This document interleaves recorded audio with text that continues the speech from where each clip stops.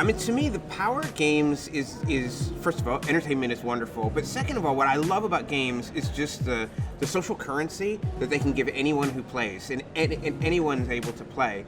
And so you think about a new kid on the schoolyard, or somebody who's shy, and which I'm shy, and but if you play games, like all of a sudden you're immediately part of this global community, and you can immediately find someone to talk to. Games have the power to make me feel more confident, work together better with other people, and help me relax. Games are powerful because I haven't seen their limits yet. They keep expanding, they keep growing, and they keep blowing our minds. Games are powerful because they can make you feel things that other mediums just can't. Games are great for anxiety. They are such a great way to escape really scary, immediate situations. They can be an amazing form of escapism for trauma, for anxiety. Positive escapism is a nice way to put it. Games have the power to teach and to empower and to engage people in a really positive way. Games have the power to, create stories and, motivate and drive emotion. Games have the power to heal. I'm into it because games can take you out of life just for a little while, where you get everything you need. You are told emotionally that you are worth it, that what you're doing is good, even if real life doesn't tell us that very often, does it? The main power of games is fun. It's a way of engaging in an alternate, universe where, again, we can kind of get needs met that we're not getting met, in real life. I mean, oftentimes our day-to-day lives are boring or they're full of drudgery or they're stressful. And engaging with a game activity, whether it's a fantasy role-playing game or a first-person shooter or a puzzle game, is an opportunity to kind of live. It's escapism. It's an opportunity to live a very different type of reality in a positive way, and do that while engaging with friends and meeting new friends. And some people meet marriage partners and all kinds of other stuff. It's like movies. It's like books, except that we get to be a part of it and we get to shape it, and that's really exciting. I think we call it escapism, which sometimes may have a bit of a negative connotation, but it's really mood management. It's kind of like engaging with something that's pleasurable in order to bring our mood to where we want it to be, rather than where it might have been at a time when things weren't going right for us. I think that games have the power to really promote or germinate our creativity. Well, the great thing about games is obviously they're entertainment, and that's their primary purpose. But it's amazing how much they can do to teach us, and to teach us not just historical facts in some kind of game, but like to show us alternate perspectives, to show us when someone does a game, and we see this in indie games quite a bit. Somebody will do a game from a perspective of a different kind of character that you're expecting, like a underrepresented voice, maybe like a minority, something like that, and you get to experience the world through their eyes and really learn about things that you may not know in your daily life. And to me, that's like a really powerful thing that games can bring us, and it's one of the reasons that at Xbox we're so excited to showcase like underserved voices. I think the power of gaming is that it brings people together. You are not isolated. You can have a really bad day at work, or you can have something awful happening in your social life or your family life, and you can get into gaming and it doesn't matter anymore. You are literally able to escape into a fantastic world, and you can engage with other people who are interested in that same world. Games have the power to change the world. It is such a powerful way to influence and change and enhance social values. Games have the power to give me a break. Games have the power to challenge students in ways that they probably haven't thought of happening in a school before. Games have the power to help students to collaborate and connect and design and build and problem solve and just develop a bit of a grit and tenacity about approaching problems. In a game, you get something wrong, you learn from that mistake and you go at it again. Games have the power to challenge.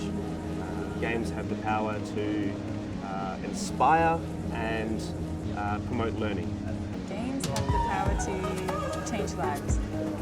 Games have the power to change the world. They are an absolutely incredible medium. They allow us to tell stories that no other medium can. They allow us to experience worlds and places and things that you just wouldn't be able to otherwise. It's truly magical. Games have the power to change the world, really. My family's from Malaysia, so when I was very young, we'd go over to Malaysia and I wouldn't be able to speak a word of Chinese to my cousins. They wouldn't be able to speak a word of English to me. But by the power of games, we bonded over the fun times, bonded over platforming and trying to kill Bowser and keeping Mario alive, and that was really powerful to me. And since it was kind of a universal language that we could all bond over. Games have the power to open doors. Games have the power to heal, help, and transform. Games have the power to change the world.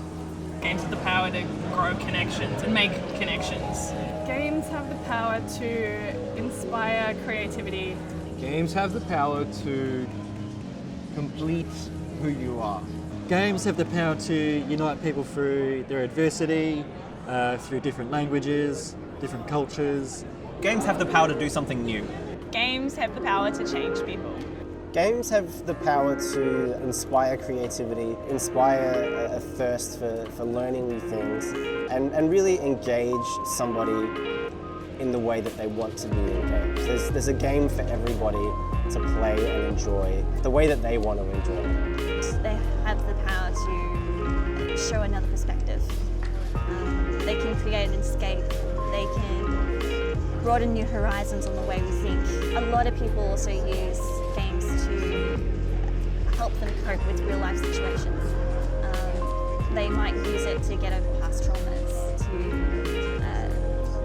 get to know people online and build up their social structures. And games play such a crucial role even in education. Games have the power to give you a life outside of your own. Games have the power to uplift parts of yourself that you don't get to give body to throughout the rest of your day. For me, serious games have the power to engage, to educate, to enlighten, to inform. Games have the power to change your life. Games have the power to bring people together and unite the world. Games have the power to change people. Looking at my own background and some of the stuff that I grew up with, I most definitely wouldn't be the same person I am today. Games are empowering children to communicate differently and more powerfully. Games have the power to build acceptance, communities, and validate. Games have the power to connect people and to foster communities that didn't otherwise exist, and it allows people to build a family. Games have the power to make you feel something that you don't necessarily get the opportunity to do all the time. And the other thing is, games have the power to make you feel like you're a part of something bigger. And even if it's just spending a couple of hours playing something that's ridiculously fun and it takes you out of your day for a little while, it's worth it. Gaming is an integral part of not only our society but of everybody's individual life. It can be a release mechanism in terms of taking that pressure off us and allowing us to escape whatever we might be facing at that moment. But it can also be used as an amazing tool to actually sort through the things that we deal with in real life. So we can actually face them, but in a safe environment. The most awesome thing I've noticed about the changes in who plays games is when I was a kid, games were played by a lot of boys and some girls. Today, everybody plays games, whether it's on their phone, on their PC, on their game console. Really, gaming is for everybody and everybody plays. Video games allow a person with disabilities to kind of not be defined by their disability. You really have no idea when you're playing, World of Warcraft or any of the other games out there, who really is on the other side. And that ability to kind of just be a gamer and have fun with others, to me, is like really empowering, because someone with a disability, can have a really isolating space that just comes with disability, and video games take all of that away. We have a technology lounge for kids. So I've built this place that, when kids go home after school, what do they want to do? They want to connect with their friends. How are they doing that now? Via games. So one of the coolest things that I hadn't even considered when I set this business up is that every day I've got different kids coming in. They're all from different schools, different socioeconomic backgrounds, different gaming platform backgrounds, mixture of girls and boys, all entirely different kids. But when they walk in, they can suddenly see, oh, you're all playing Fortnite or you're all playing Minecraft. I love that game. And then there's that instant bond. But the other really fascinating thing that I see in practice every day is that they leave their playground hierarchies at the door. They walk in, suddenly everyone's on a level playing field because they have to work together if they want to have fun. I think the reason that we utilise games outside of just entertainment is because of the way that you can engage with it. It's not just watching something, it's not just reading something, it's engaging with it. When you're reading a book, you could be thinking about the image in your head, but you're not thinking about what do I do, what are the consequences of these actions, because it's a linear aspect, it's being told to you. Same with film. Film is telling you what's going on, and you're just along for the ride. But games allow you to change that ride, allow you to take a left or a right and see what happens. And then it also allows you to explore the other side as well. I think the power of games for me really came from being a young, shy teenager, as I'm sure a lot of people were young, shy teenagers, and it being an outlet for me to be able to talk to other people around the world who have different experiences to me and start to come out of my shell and stop being that shy teenager.